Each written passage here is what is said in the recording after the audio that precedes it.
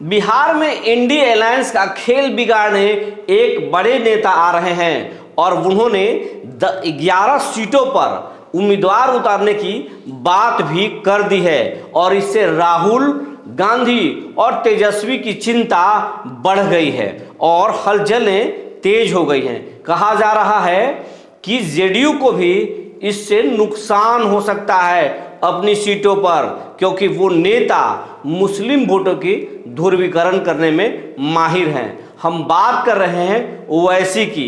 ओवैसी ने ये घोषणा कर दिया है कि अपने पार्टी से बिहार के 11 लोकसभा क्षेत्रों पर अपने उम्मीदवार को उतारेंगे और मजबूती के साथ लड़ेंगे, क्योंकि बिहार में मुस्लिमों के साथ अन्याय हो रहा है, उनके साथ इंसाफ नहीं हो रहा है और बीजेपी मुस्लिमों के लिए अब देश में जो माहौल खड़ा कर रही है वो सही नहीं है। इसीलिए बिहार के 11 लोकसभा सीटों पर एमआईएम अपना उम्मीदवार उतारने जा रही है।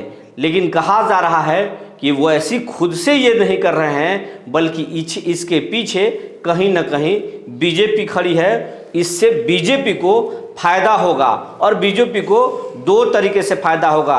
बीजेपी धर्म की राजनीति करती है और जब हिंदू बनाम मुस्लिम की राजनीति बिहार में होगी तो बीजेपी को फायदा होगा और इंडी अलायंस को झटका लगेगा। लेकिन ओवैसी की पार्टी के प्रदेश अध्यक्ष जो हैं उसका कहना है कि ये अनर्गल बयान है, बीजेपी से उनका कोई मतलब नहीं है और बीजेपी के खिलाफ में वो चुनाव लड़ेंगे। उनका मतलब ना एनडीए अलायंस से है और ना बीजेपी से है। वो अपने एजेंडे से बिहार में चुनाव लड़ेंगे और मजबूती से जीतेंगे। बिहार विधानसभा चुनाव में उन्होंने दिखा भी दिया था, कई सीटों पर वो चुनाव जीते थे। लेकिन इंडिया अलायंस के नेता तेजस्वी यादव ने क्या किया, उनके विधायकों को तोड़ लिया था। तो अब ओवैसी अपने पार्टी को के 11 उम्मीदवारों को लोकसभा में उतारने का फैसला लिया है और मजबूती से चुनाव लड़ेंगे। जिन सीटों पर उम्मीदवार उतारने की बात सामने आई है और कहा जा रहा है उसमें अररिया है, पूर्णिया है, कटिहार है, किशनगंज है, सीमांचल के हैं और इसके अलावा दरभंगा, मुजफ्फरपुर, उजियारपुर, काराकाट, बक्सर, गया और भागलपुर सीट शामिल है। और इनमें से अधिकांश जगहों पर जेडीयू का कब्जा है, तो जेडीयू को भी नुकसान हो सकता है, क्योंकि बीजेपी को इससे बहुत नुकसान नहीं होगा।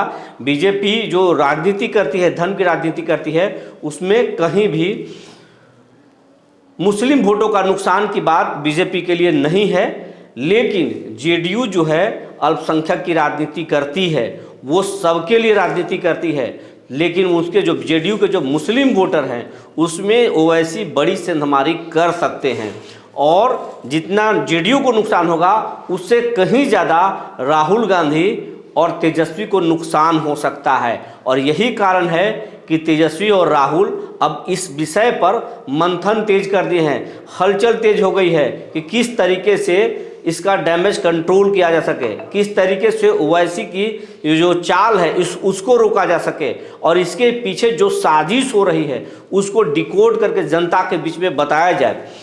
कहा यह भी जा रहा कि ओवैसी अगर बिहार में इस बार आएंगे तो वो तेजस्वी को एक्सपोज करेंगे, किस तरीके से वो बरगला रहे हैं मुस्लिमों को, यादवों को, जेडीयू को भी वो नुकसान पहुंचाएंगे। यही कारण है कि चाहे वो एनडीए के घटक दल जेडीयू हो, लोजपा को भी नुकसान हो सकता है, लोजपा हो या फिर इंडिया अलायंस के कांग्रेस और राजद हो, इन तमाम दलों को नुकसान हो सकता है। और कहीं ना कहीं अगर फ़ायदा होते दिख रहा है तो इसमें सिर्फ और सिर्फ बीजेपी को फ़ायदा होगा, क्योंकि जब हिंदू बनाम मुस्लिम की बात होगी तो बहुसंख्यक समाज जो है वो बीजेपी के साथ जा सकती है, तो इससे बीजेपी को फ़ायदा होगा। लेकिन इस मामले को लेकर ओवैसी का कहना है कि वो खुद से कर रहे हैं, इसके पीछे कोई साजिश नहीं है।